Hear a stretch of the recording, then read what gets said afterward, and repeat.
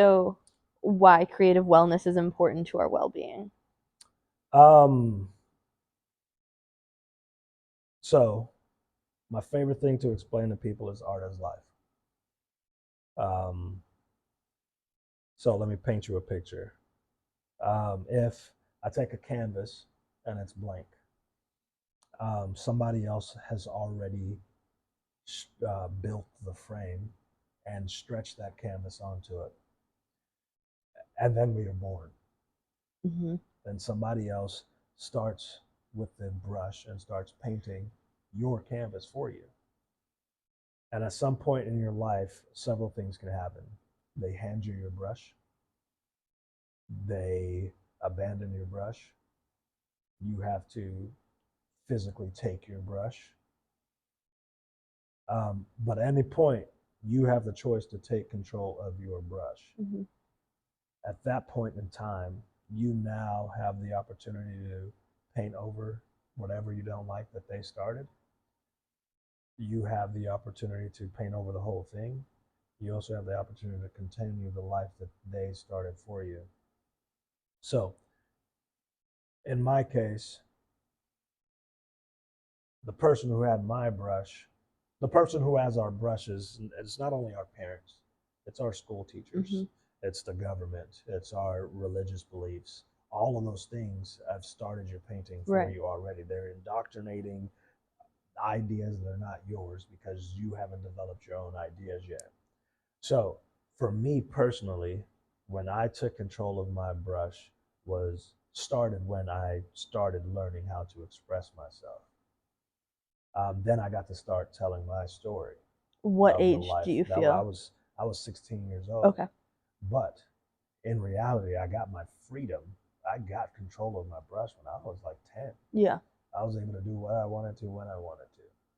You know what I mean? Mm-hmm. But I still continue to paint the picture that others had for me. That's fair. Um, I know so many people in this world that they hate the life that they live, yet they continue to paint the same picture that was dealt with them Right. before. Whether your life, you were a rich, spoiled kid and you become this adult that's a spoiled kid and you raise and continue to do that life, or you came from nothing and you don't realize that you can change your story. Um, so to answer your question, once you understand why the creative ability is so necessary in life, because it is life. It is a perfect example of life. So when you come and create and you start a painting and you mess it up, we can take gesso and put it over it. You start a drawing, you can take a pencil and erase it. Mm-hmm. If you're able to understand those abilities in a simple paper and a simple canvas, you have that same ability in your daily life. You could wake up tomorrow and choose to live a different way. Will it be hard? Sure. It's Will you? hard either way, It's though. hard Yeah. either way, you know. So art is life. Every day you have the ability to create a new life for yourself. And we've heard stories of people starting their life completely over from nothing. I'm one of those people. When I was 24, I tried to take my life, and I woke up the next day, um, and was like, "This is I can't continue like this." I dropped everything at that point, and I left, and I started my life and moved to Nashville, and I started the life that I wanted to live. Was it easy? No, I lived in my car for almost 6 months. Um, but But you had a vision. but I had a vision. It wasn't even a clear vision. Yeah. I knew what I wanted to do. Yeah. I Or knew how that, you wanted no, to feel. I knew what I needed to do. Mm-hmm. I knew that I needed to create. Yeah. Because when I don't create, my mental state dwindles. Right. And this is with a lot of people. And this is with a If lot they're of not people. doing yoga, if they're not painting, if they're not playing their If there's no music. wellness. So If there's no yeah. self wellness, and that's for everybody. Right. Not Yeah. a lot of people. Some people don't have the hindsight or never been shown how to deal with their wellness, so they're never in a good place of mind. Mm-hmm. You know what I mean? Almost like on auto. Yeah. They're on autopilot. Right. Exactly. Right. But that's why teaching any form of creativity Mhm. is important because it teaches you about life. My whole dancer series. There was one lady in particular. Her name is Susan Pohl, Madame Susan Pohl. Um, she, I painted her in that painting from a young ballerina to an Yeah, old yeah, yeah. ballerina. She inspired that entire painting Okay. because she spoke about dance the way that I speak about art. Fair. She was like, she literally said dance is life. And I've been saying art is life since I was little. Yeah. She said dance is life, and then she explained why she said that. She said that because I've learned all about life itself through dance. I've learned about pain. I've learned about suffering. I've learned how to get up from it. I've learned and been in the highest points of my life to the lowest points and everything far in between Right. it. You get what I'm saying? Through on just from dance. Right. Right? And she's learned how to get through those things, those waves, those Mm-hmm. fluctuations through her own life because of the tools Yeah. that she learned in dance. Um, and I mean, you go through any major thing in life. Um, you go through religion, you go through histories of different religions. We're all created to mimic the creator, right? In all different religions, Yeah. they say stuff like that. Yeah. We're all meant to create, and what we create is what we want to be, who we want to be. So teaching and using the different alternative forms of therapy, the creative therapy, even the play therapy with little kids, Yeah. are so pivotal, right? But why? Tell me why our insurances don't cover it. Well, yeah. Well, you know what I'm saying? it's all It's it's a interesting. big business. It's a big Yeah, business. yeah. It's a big business. And when you can, I mean, I think it does really suck, Mhm. but why teach people how to get better when we already have it inside of us? We already have it. Then we inside can't us. monetize it. We can't And monetize that's it. why. Just like the health system. Yeah, yeah.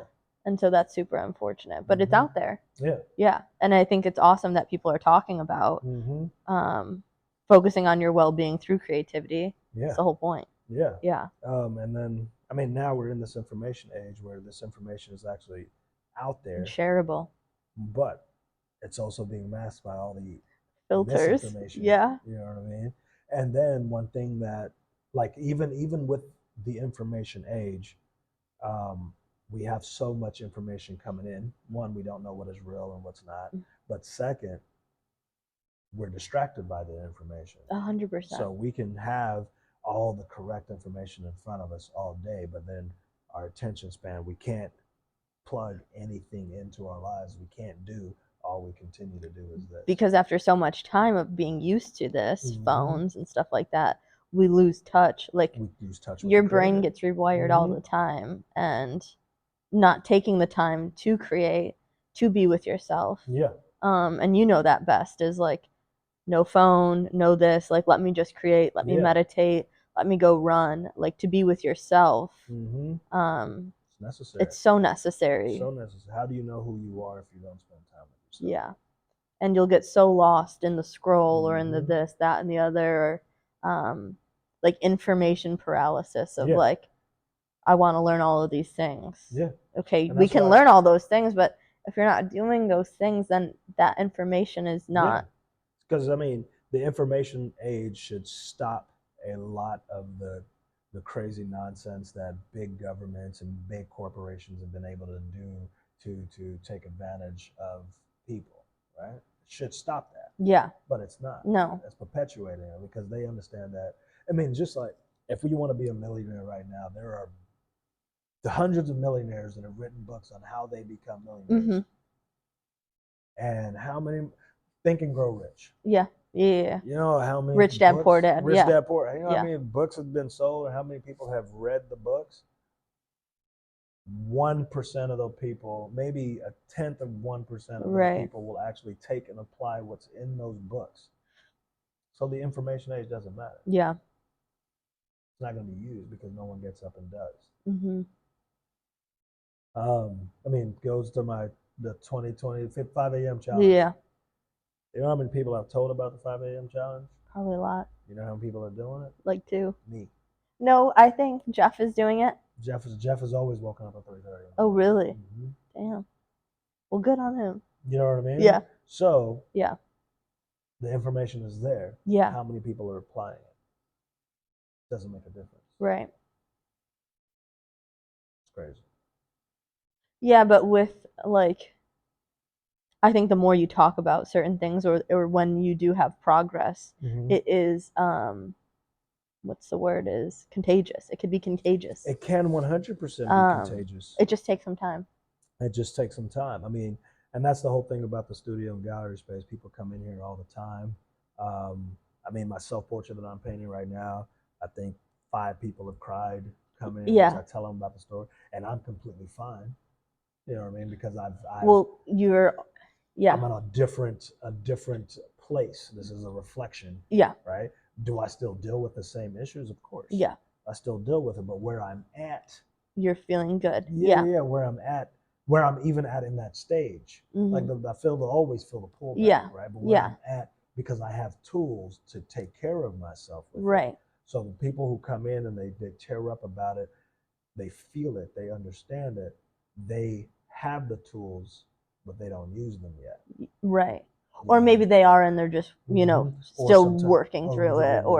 Yeah, so we're all at different stages. But it is a reminder, It is absolutely, 100%. that if you don't have these tools, you will get stuck. Yeah. You can get stuck. Yeah. And what you said a second ago, me being where I'm at right now, and then somebody being where they were at, or where I was at 5-10 years ago, seeing this, it'd be like, oh, so he's felt this too. Right. He's been. He got right through it. Right. He got through it. Yeah. So I can get through it too. Yeah. You know what I mean? Yeah. And I think that is the beauty in art, is it can be that like a lighthouse of there is hope. Because we walk all similar paths. Yeah. Maybe not exactly to a T, but right, we feel those X amount of emotions. Exactly. And maybe not at the exact same time, but right, it's and different modes or different seasons in our life cause us to feel the emotions differently. Yeah. I told one of my art therapy patients this.